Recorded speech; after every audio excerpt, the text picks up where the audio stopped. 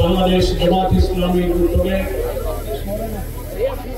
গত 15ই সেপ্টেম্বর সাংবাদিক সম্মেলনে ঘোষিত 3 দিনব্যাপী কর্মসূচির প্রথম কর্মসূচি ঢাকা মহানগরীর উদ্যোগে আজকের এই বায়তুল মোকাররমের দক্ষিণ গেটে বিশাল জনসমাবেশের সংগ্রামী সভাপতি, ঢাকা মহানগরী দক্ষিণের সংগ্রামী আমির জননেতা নুরুল ইসলাম বুলবুল।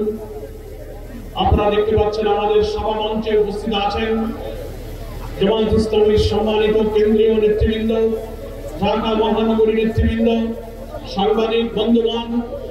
রাজধানী ঢাকার প্রাণ কেন্দ্রে আজকের এই বিশাল সমাবেশে সমবেত আমার প্রিয় দেশবাসী ভাই ও বোনেরা, আজকের কর্মসূচিতে যেহেতু বিক্ষোভ মিছিল আছে, তার পূর্বের এই সমাবেশ অতি সংক্ষেপে আমরা 4টি কথা আপনাদেরকে পেশ করছি। আমাদের নেতৃবৃন্দের কাছে আপনারা শুনেছেন দেশের রাজনীতি একটি স্বচ্ছ গ্রহণযোগ্য নির্বাচনের দিকে এগিয়ে যাওয়ার লক্ষ্যে দেশবাসীর যে আকাঙ্ক্ষা, জামাত ইসলামী সেই প্রচেষ্টায় প্রাণান্তকর প্রচেষ্টা চালিয়ে যাচ্ছে।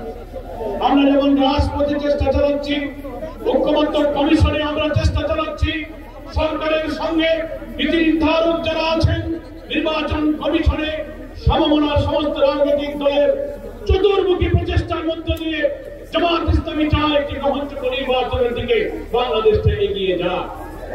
কিন্তু দুর্ভাগ্য হল আমরা দেখতে পাচ্ছি একটি মহল রাজনৈতিক প্রভাব খাটিয়ে অথবা দুঃখজনক ভাবে কোন শক্তির কাছে প্রভাবের কাছে মাথা নত করে সরকার এবং এই সিদ্ধান্ত গ্রহণকারী কর্তৃপক্ষ কখনো কখনো লেভেল প্লেইং ফিল্ড রক্ষা করতে পারছেন না। আমরা দাবি করেছি জুলাই সনদের আইনি ভিত্তি নিয়ে তার ভিত্তিতে আগামী নির্বাচন হতে হবে। এখন একটি দল বাধার সৃষ্টি করে, প্রতিবন্ধকতা সৃষ্টি করে বলছেন এই সাংবিধানিক সংস্কার, এত সব সংস্কার নির্বাচনের আগে আইনি ভিত্তি দিয়ে সংস্কার করার কি প্রয়োজন? পরের সরকার আসবে, সেই নির্বাচিত সরকার যে সংবিধান সংস্কার করবে তার তফসিলে তারাই এই সব বিধানগুলো সংযুক্ত করবে। এটা হচ্ছে গণ আকাঙ্ক্ষার সাথে বিরোধিতা। গত 5 আগস্ট প্রধান উপদেষ্টা জাতীয় সংসদের দক্ষিণ প্লাজায় যে জুলাই ডিক্লারেশন, জুলাই ঘোষণা পেশ করেছিলেন, আমরা লেভেল প্লেইং ফিল্ডের ক্ষেত্রে যে রক্ষা করা হয়নি, গোপনীয়তা রক্ষা করে জুলাই ঘোষণার মধ্যে একটি বিশেষ মহলের চিন্তায় এই জুলাই ঘোষণা ড্রাফট করে সেখানে গণ আকাঙ্ক্ষার বিপরীত অনেক কিছু সম্পৃক্ত করা হয়েছিল। আমরা এটা সংশোধন করতে বলেছি, তার 25 নম্বর অনুচ্ছেদ করা হয়েছিল। এর পরবর্তী সরকার এসে সংবিধানে এই সংস্কার এবং জুলাই সনদ বাস্তবায়ন করবে। এটা গণ আকাঙ্ক্ষা নয়। আমরা বলেছি এই ইলেকশনের আগেই আইনি ভিত্তি দিতে হবে এবং এই 84টি সাংবিধানিক এবং রাজনৈতিক নানান সংস্কারে আমরা যে ঐক্যমত্য পোষণ করেছি, আরো 20টির মধ্যে প্রায় 8টি নোট অফ ডিসেন্ট দিয়েছেন, বাকি যে আমরা একমত হয়েছি এই সংস্কারের বিষয়গুলোকে জুলাই সনদে অন্তর্ভুক্ত করে এটাকে কনস্টিটিউশন অর্ডার, সংবিধান আদেশ দিয়ে এবং গণভোটের মাধ্যমে নির্বাচনের আগেই আইনি ভিত্তি দিতে হবে। তা না হলে দেশ একটি মহা দুর্যোগের দিকে পড়ে যেতে পারে। আমি প্রধান উপদেষ্টার কাছে বিনয়ের সাথে নিবেদন করে দিও, আপনি এই দক্ষিণ প্লাজা জাতীয় সংসদে জুলাই ঘোষণার দিনও লিখিত অঙ্গীকার করেছেন যে আমরা বিদ্যমান রাষ্ট্র কাঠামোকে সব জায়গায় সংস্কার করব। আজকে যারা বলছেন নির্বাচিত পরের সরকার এসে সেটা সংস্কার করবে, তার অর্থ হলো এই দলেরই বড় স্থায়ী কমিটির নেতারা বক্তৃতায় বলছেন এখন আপনারা যত আইন সংস্কার করেন, যত কিছু বানান না কেন, আমরা ক্ষমতায় গিয়ে তা মুছে দেব। এখনই তাই যদি বলতে পারে তো আগামীতে কারা ক্ষমতায় যাবে আমরা জানি না, কিন্তু তাদের ইচ্ছার মধ্যে কিন্তু দুর্বিসন্ধি আছে।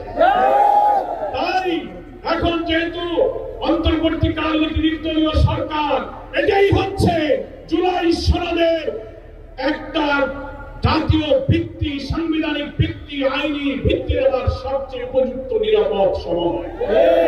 সেজন্য কোনো দল বাহানা না করে আমরা ঐক্যবদ্ধ কমিশনকে এবং সরকারকে, যেহেতু সরকার প্রধানই হচ্ছে ঐক্যবদ্ধ কমিশনের প্রধান, আপনি সকলকে ডাকুন। কোন সংকট তৈরি না করে আপনি কনস্টিটিউশন অর্ডারের মধ্য দিয়ে, একটা রেফারেন্ডামের মধ্য দিয়ে, এখনো সময় আছে, আপনি ইলেকশন এই সনদের ভিত্তিতে নির্বাচন করুন। কেউ কেউ বলছেন না এটা করা যাবে না। অনেক সাংবিধানিক মেজর ইস্যুতে যে ভিন্ন মতগুলো রয়েছে, আমরা প্রস্তাবে ঐক্যবদ্ধ কমিশনে বলেছেন প্রধানমন্ত্রী পরপর 2 বার ক্ষমতায় থাকতে পারবে না, জুডিশিয়ারিতে প্রধানমন্ত্রী ইচ্ছায় নিয়োগ হবে না, সাংবিধানিক পদগুলোতে নিয়োগ হবে না, সেপারেট অ্যাপয়েন্টিং অথরিটি হবে।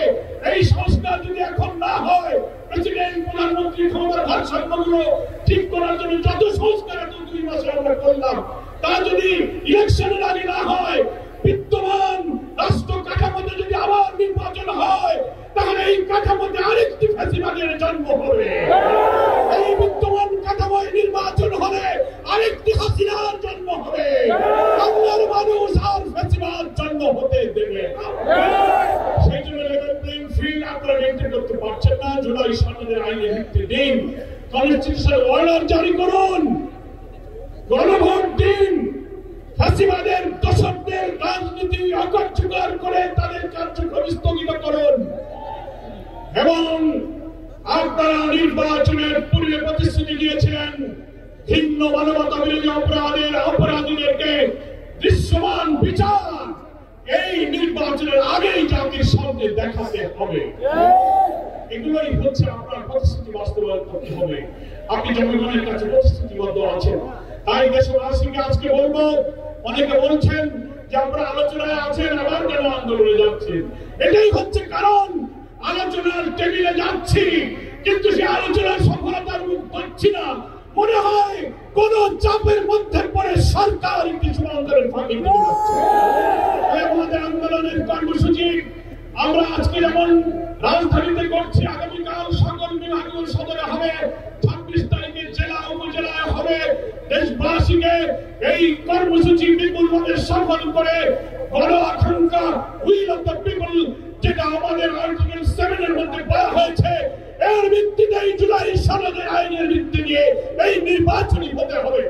আমরা ফ্যাসিবাদের রাষ্ট্র কাঠামো সংশোধনের জন্যই এত রক্ত দিয়েছি, এত জীবন দিয়েছি। এখন যদি 2 মাস 3 মাস সংস্কার করার পর একটি দল বলে এটা পরে হবে, তাহলে এতদিন আমাদের কেন পরিশ্রম করলেন?